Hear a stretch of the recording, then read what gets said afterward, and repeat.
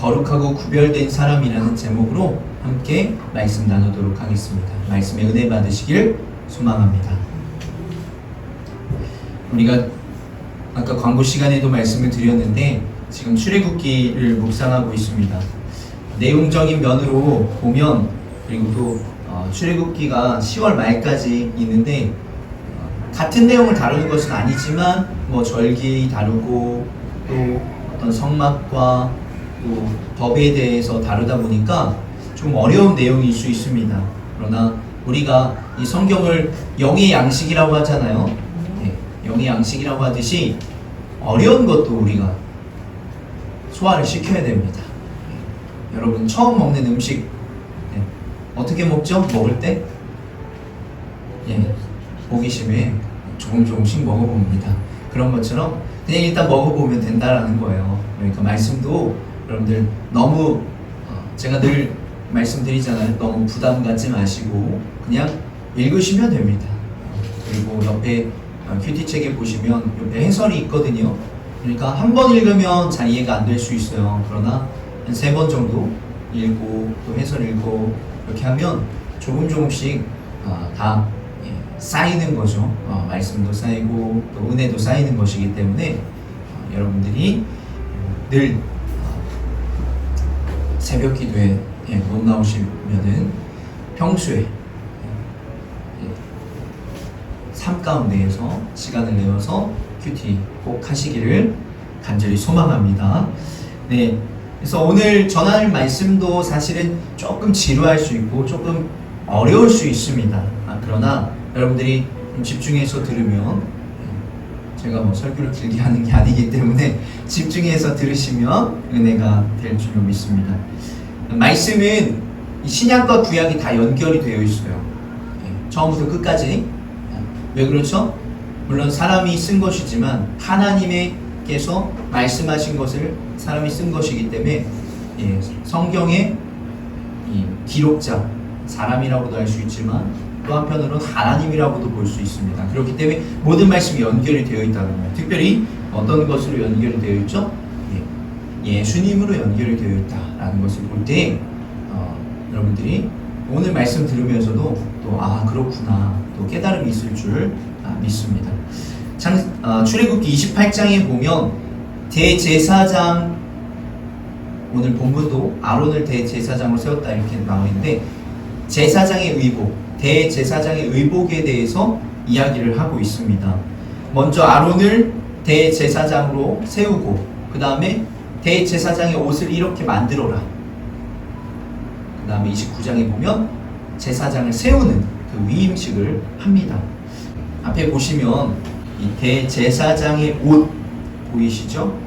간단하게 말씀드리면 첫 번째 이 대제사장과 이 성막의 공통점이 있어요. 대제사장과 성막. 좀 이따 성막 그림도 나올 테니까 성막 뭔지 아시죠? 이스라엘 백성들 하나님께서 여기에서 제사 드려라 했던 걸어다니는 예배 장소, 이동하는 예배 장소를 성막이라고 하죠.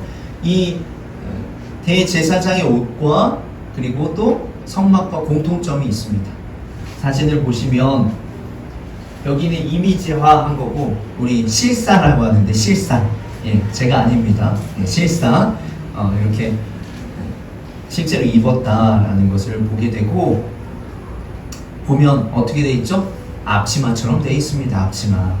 이 에봇이라고 하는 것이 이 파란색 옷과 그 다음에 앞치마 이 빨간색 뭐 형형색색에 있는 것, 이것을 사실 뭐 흉패라고도 하기도 하는데 그냥 이렇게 보시면 되고, 이게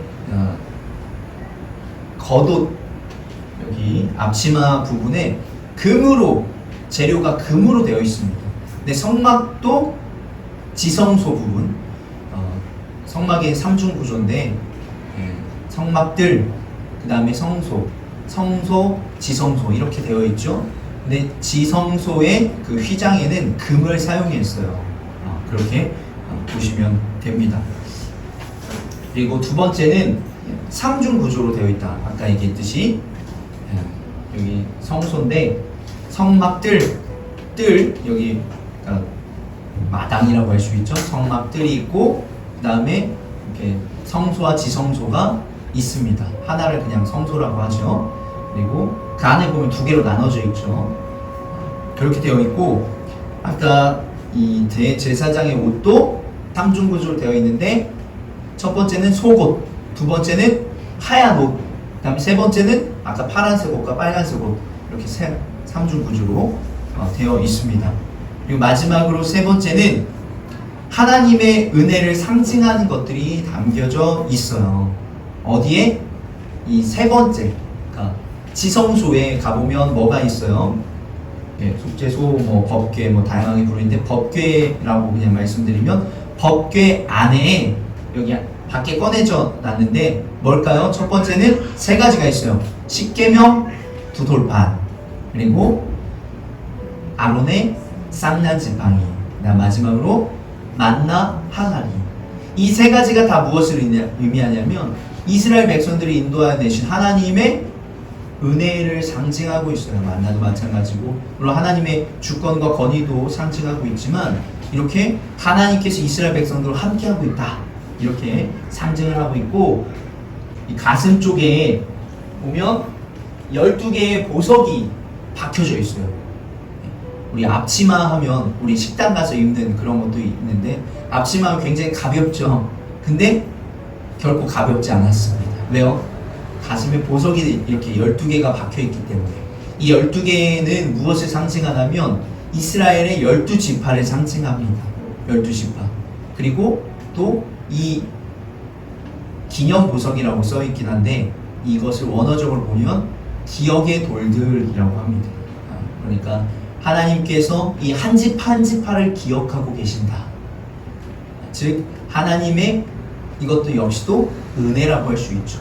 우리들을 기억하고 기념하고 계신다 이렇게도 우리가 해석할 수 있는데 어쨌든 이 대제사장의 옷과 성막이 이렇게 공통점이 있다는 것이에요. 그리고 3절에 보면 이 대제사장의 의복을 누가 만드냐? 성막을 만드는 사람이 만들어요. 그러니까 같은 사람이 만든다는 거예요. 그럼으로써 우리가 이게 같은 성막과 대제사장이 같은 거구나 라고 우리가 알 수 있다는 거예요. 대제사장의 역할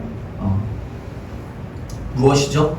대제사장의 역할은 제사를 집례하는 사람이었습니다. 제사는 왜 드리죠? 사람들의 죄를 하나님께 나와서 용서함을 받기 위해서 그런 제사장도 그렇지만 특히 대제사장은 사람들의 죄를 용서함을 받으려고 또 대제사장이 그러한 역할을 했다는 거예요.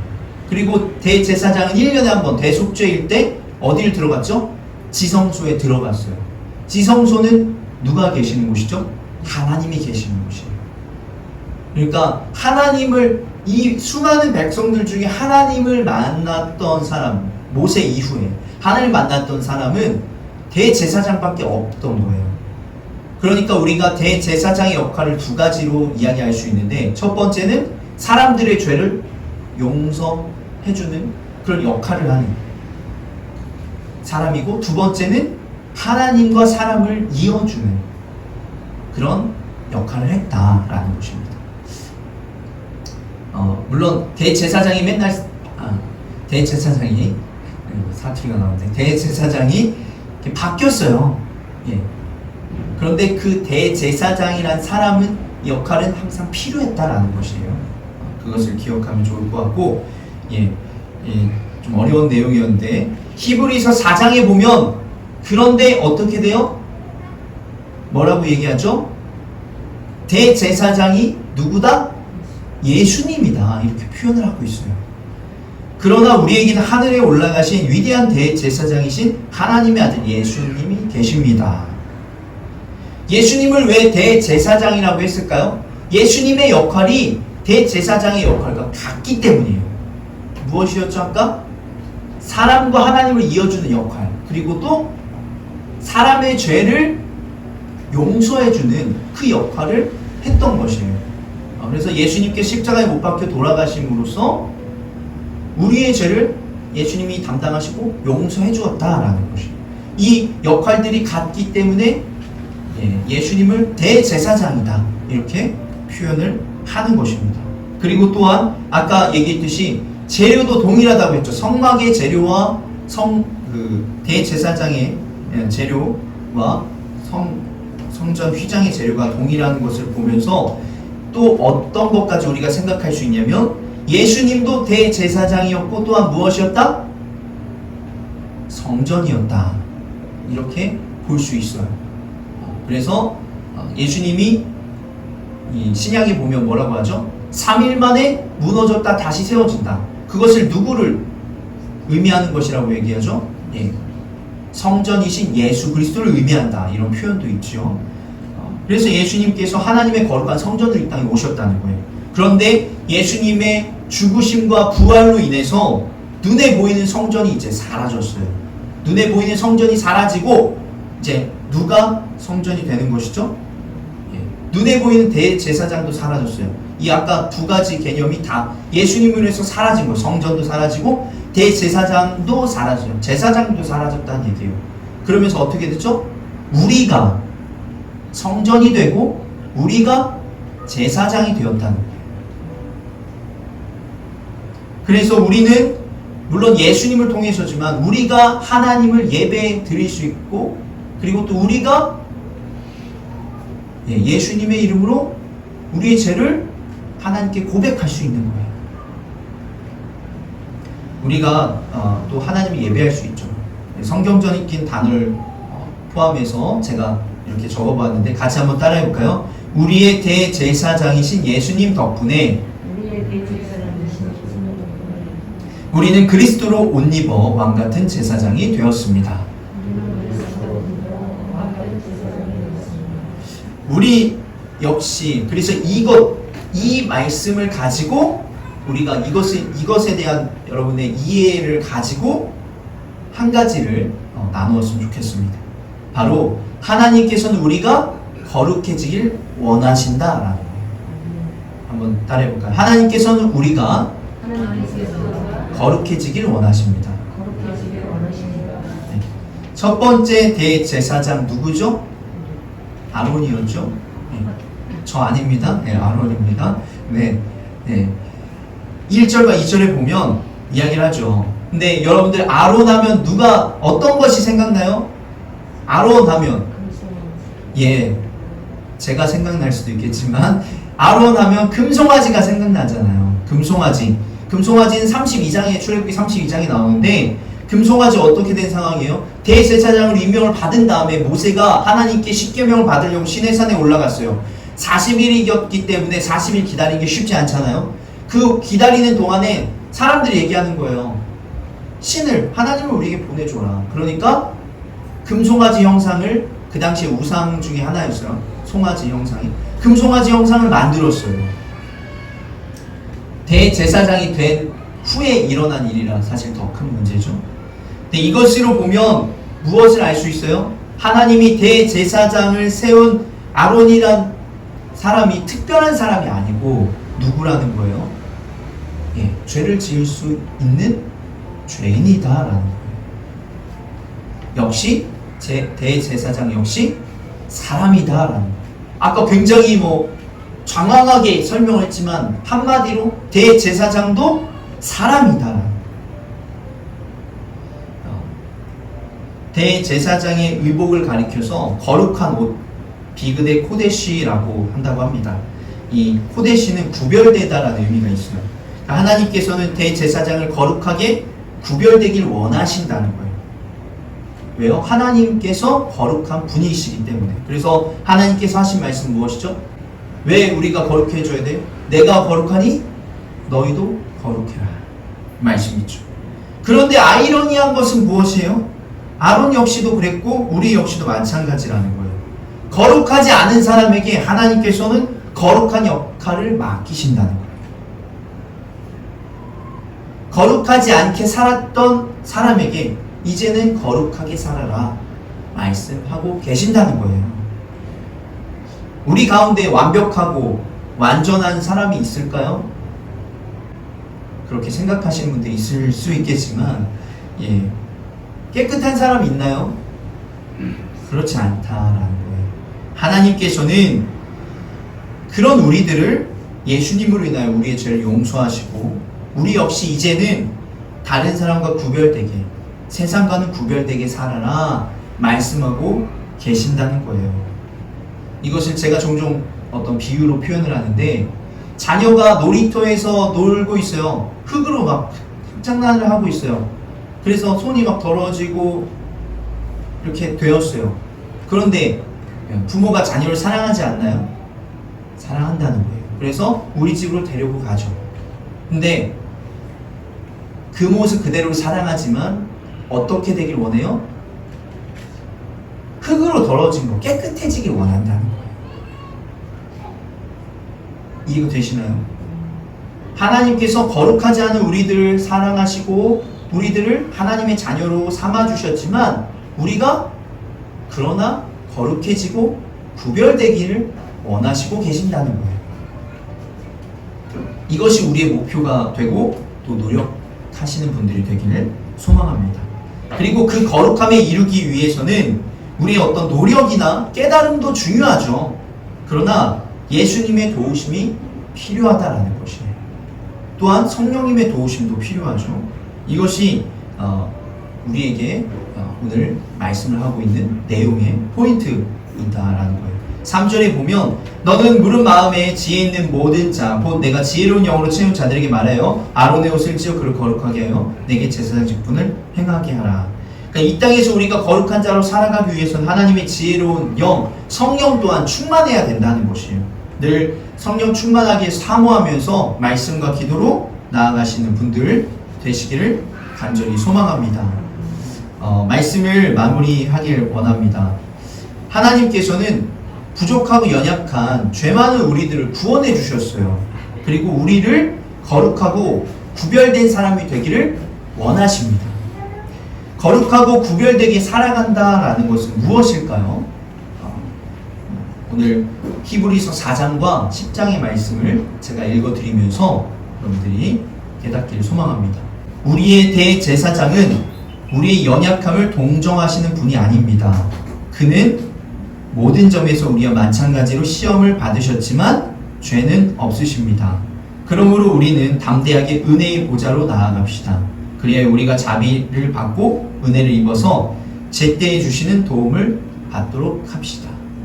우리가 대제사장이신 예수님을 힘입어서 은혜의 보좌로 늘 담대하게 나아가자는 거예요. 그렇게 해서 하나님의 자비로 은혜를 입어서 제때에 주시는 우리의 도움을 받고 나아가자라는 것입니다.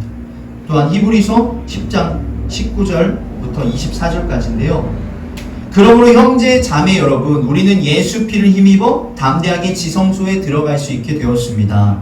예수께서는 휘장을 뚫고 우리에게 새로운 살 길을 열어주셨습니다. 그런데 그 휘장은 곧 그의 육체입니다. 그리고 우리에게는 하나님의 집을 다스리시는 위대한 제사장이 계십니다. 그러니 우리는 확고한 믿음을 가지고 참된 마음으로 하나님께 나아갑시다. 우리는 마음에다 예수의 피를 뿌려서 죄책감에서 벗어나고 맑은 물로 몸을 깨끗이 씻었습니다. 또 우리에게 약속하신 분은 신실하시니 우리는 흔들리지 말고 우리가 고백하는 그 소망을 굳게 지킵시다. 그리고 서로 마음을 써서 사랑과 선한 일을 하도록 격려합시다. 거룩하고 구별되게 살아간다라는 것은 첫 번째로는 하나님께 우리가 나아가는 예배자로서 살아가는 것을 의미하고, 두 번째로는 그 나아갈 때 우리가 어떻게 나아가야 돼요? 예수님을 힘입어서 믿음과 또 참된 마음으로, 거짓 없는 진실된 마음으로 하나님께 나아가는 것입니다. 그래서 우리가 그 죄된 모습 이런 것에서 벗어나서 깨끗한 거룩한 세상과는 구별된 사람으로 살아가라 라는 것이에요. 그리고 또한 우리가 그러할 때 흔들리지 않고 우리가 고백하는 하나님께서 우리에게 주신 소망을 붙잡고 살아가는 것이 우리에게 필요한 줄로 믿습니다. 그리고 마지막으로 우리 안에 사랑의 마음을 주셔서 사랑과 선한 일을 하면서 살아가는 것, 그것이 세상과 구별된 거룩한 사람이다 라는 것입니다.